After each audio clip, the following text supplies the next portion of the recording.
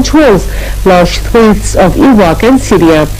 North Sinai has been under a state of emergency and curfew since October, when an attack on the checkpoint killed dozens of soldiers.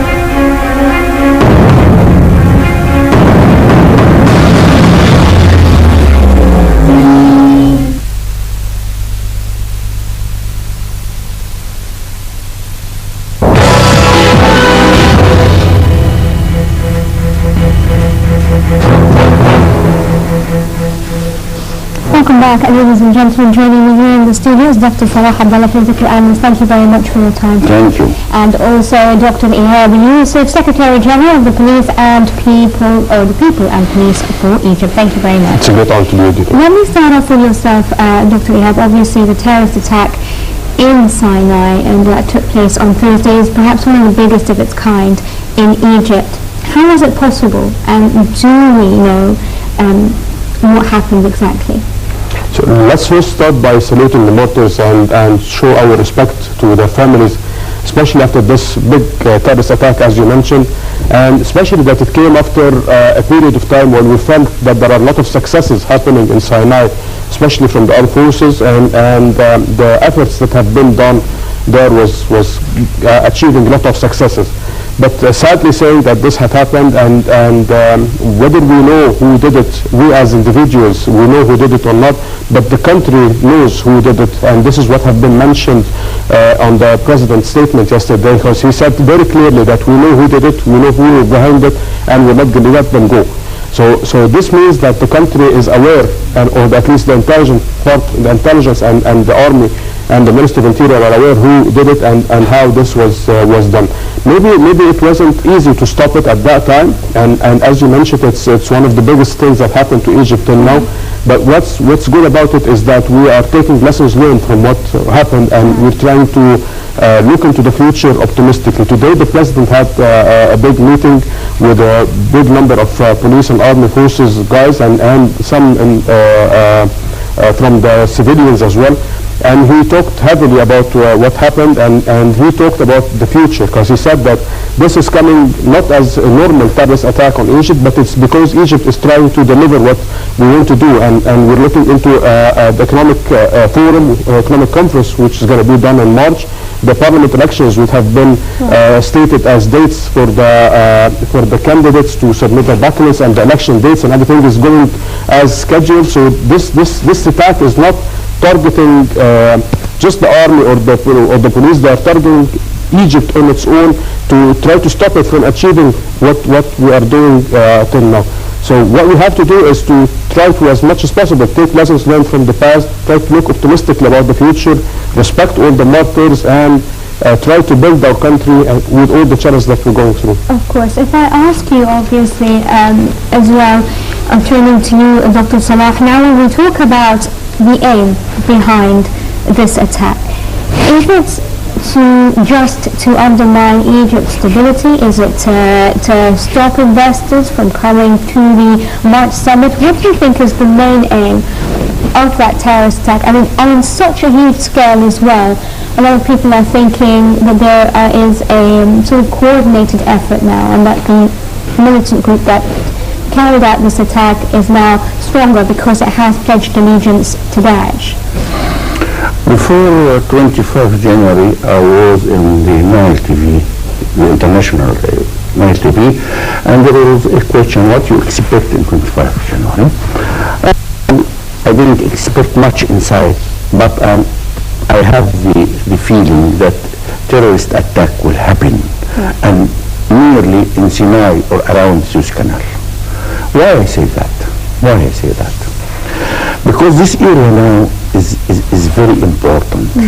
After 30 January, many plans have been vanished. The plans to create Palestinian state in Sinai, or solving the Palestinian problem on towards Sinai and let Israel take all the land, and the religious country will start on all the land of Palestine. This had been vanished. This is number one. Number two, we are starting working in the Suez Canal, the new tunnel or the new canal. This, and you need investors for the area, and many countries are ready to come. Many countries are ready to come. And you will see that in the economic meeting which will happen in Sharm el-Sheikh. You will see the number of countries who are ready to invest in this area. It's a horrible number. Now, this is number two. Thirdly, that Egypt now is starting to build the economy, going towards stability, going towards external activity, either locally in the Arab area or in the Middle East or in Africa or in the international world. For all this reason, terrorist attacks happen. Why? Number one, as you said, they want to say that there is no stability and we can do what we like, and the land is free to us to move. That's why they bring with them some people from Al Jazeera to take pictures and video and so, because we want to show the world that we are moving in the land as we like. This is number one. Number two, to make internal problems, because when this happens too much, the people inside, they will start to ask what's happening. Where is our army? Where is our power? Where? This is to affect the stability. Thirdly, to affect the economy, because by this they think that it will be reflected in the economic meeting or conference which will happen in Sharm el-Sheikh. It will be reflected on the area of the Suez Canal. It will be reflected on the countries which want to invest inside. Another factor, to give a message to the world that Egypt is still weak and is not that country which can play a role either locally or internationally. The last point, you can imagine, when this happened, in the second day of the meeting of some of the leaders of Muslim Brotherhood with the United States, with some members of the Congress, and if there is message, they want to say to them that we are still here, we are still strong, we have our people inside. So this coordination between the meeting in Washington and what happened here, we have to think about it very well. It's interesting you mentioned that, because I wanted to touch on that later on, but it is a very suspicious meeting, because even Foreign Minister Sameh Shukri said it was unacceptable, it was inexplicable, if you will. How did you see that meeting? In the United States, there is many areas of power in the from the political view. There is pro-Israelian, and this is a line. And I think the pro-Israelian who they invite the Muslim Brotherhood, because don't forget that the plan of Israel was depending upon the Muslim Brotherhood to be in government here in Egypt, so they can give a part to Hamas to make Great Gaza or Islamic Imara or any way to solve the problem of the Israelis with the Palestine. So I think the pro-Israelian who invite the Muslim Brotherhood for negotiation and to just a matter of show. It is not more than show. But the Muslim Brotherhood, find it a good chance to send a message. Of course, not the Muslim Brotherhood alone. There is countries supporting them by many things, and these countries know the time of the meeting, and possibly there is non-Arab countries, maybe some of the neighbors, they find it's a good chance to send that message. But this doesn't mean that all the United States is against us. No, as I told you, in the political area or in the media in the United States, there is pro-Israeli, there is some people so that cooperation with Egypt is most important to the United States. Many areas of power, and they have their own ideas. The Pentagon has their own idea, CIA has another idea. Some people in the Congress they have another view. So we don't take it generally. Okay. Dr. Yab, obviously a question perhaps on everyone's minds is whether or not such an attack was preventable. It's yes and no. When you're sitting on this very nice environment, talking and discussing and analyzing what happened, you can say, yeah, they should have done this or that.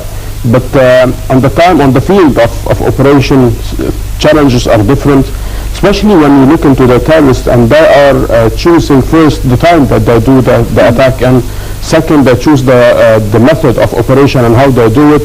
Third, we have the guys who did this attack seems to be having high weapons, high-edge weapons, and they are well trained. So which is sometimes challenging to prevent an enormous circumstances. Maybe we have to put our team or our soldiers and our troops on a better level of standards. They have to be more aware of the threats that are combined around them. But it's not yes or no. It's thing that we are very sorry that it happened.